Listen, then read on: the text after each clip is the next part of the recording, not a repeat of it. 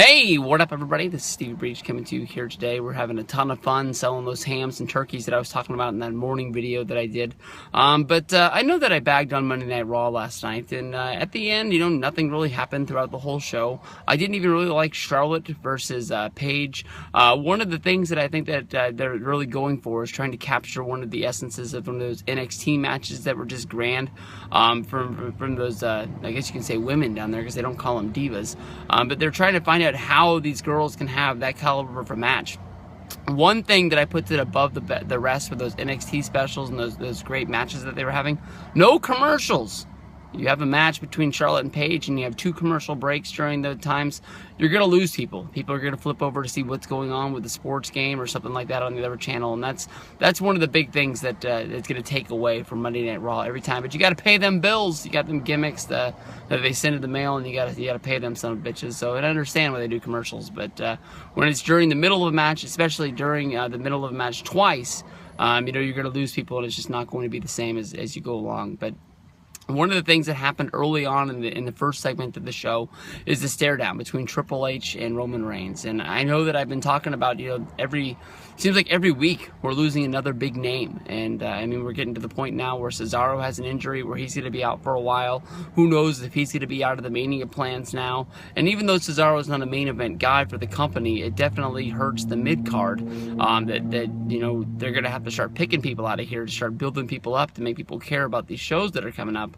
With Randy Orton and Seth Rollins already being injured, it sort of made it to the point where they're going to be divvying guys out for matches, and maybe this year for WrestleMania 32, maybe you're going to have to take Triple H out of the equation because you don't really have anybody for him to have a match against. They were sort of saying that he was going to have a match against The Rock, and the rumor came out that due to insurance with a movie project that The Rock is going to be doing, they won't insure him if he's going to be wrestling anytime in the foreseeable future. So he sort of had to put word in that he might not be able to wrestle at WrestleMania 32. There's also been word that because of the Seth Rollins injury, Triple H won't be able to go in that direction. And I was just basically saying there's nobody else for him to really have a match against. Some people were thinking that maybe you could build up Cesaro because of the brass ring and everything like that with the Vince McMahon podcast, and maybe you were going to get something hot out of there. But with Cesaro's injury, you can't even sort of fantasy book that anymore. But definitely with the screw job of Sheamus taking the championship and them doing the whole Daniel Bryan storyline with Roman Reigns at the Survivor Series, you definitely do open up the door for Triple H versus Roman Reigns at WrestleMania 32.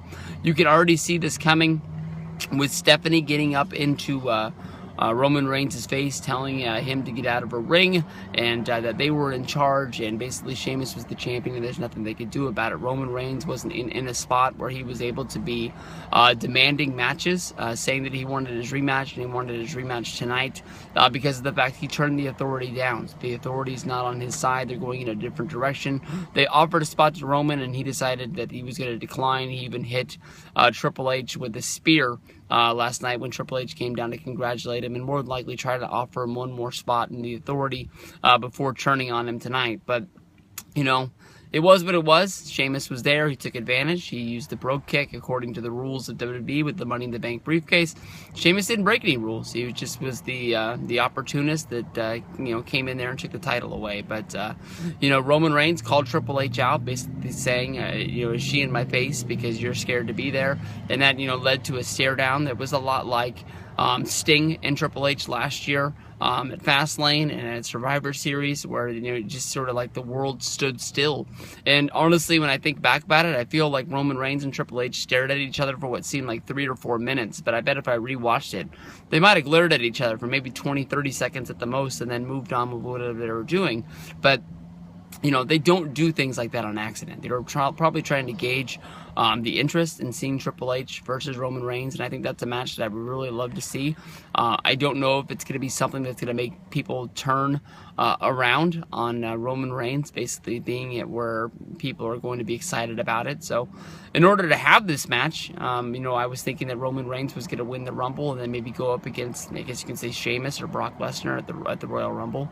Maybe this opens up the door for somebody else to win the Rumble, like Dean Ambrose or a Brock Lesnar or something like that, setting up a main event of WrestleMania, and then this could sort of be like a sub match that they were going to call a main event, Triple H. But for this to happen, I'm guessing that Triple H would again have to screw with the match at TLC, which is going to be a TLC match. You already know that Wade Barrett and Rusev will more than likely be involved in that because of the grouping of them together. I don't know if they're Team European or if they got some other sort of name that they're going to be calling each other, or maybe they're just going to be the Authority.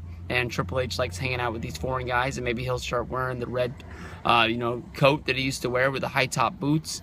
From the early 95 days, and be Hunter Hearst Helmsley yet once again, and bring some prestige back to the Authority. Who knows what's going to happen, but then I guess if he loses that match, he'd be in the Rumble.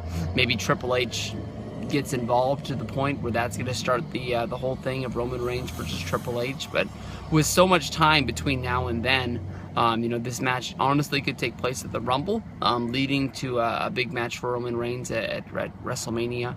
But we're just going to have to see. It's hard when you have the stipulation of the Royal Rumble meaning the main event for the World Heavyweight Championship. But we've seen Manias before where the World Heavyweight Championship match or the WWE Championship match doesn't mean as much as another match, which would be the real main event of the show. Hey, what is up, everybody? This is Stevie Breach coming to you here. I'm on my lunch. I'm having a fun day here, selling those turkeys and those hams that I was talking about in my last video.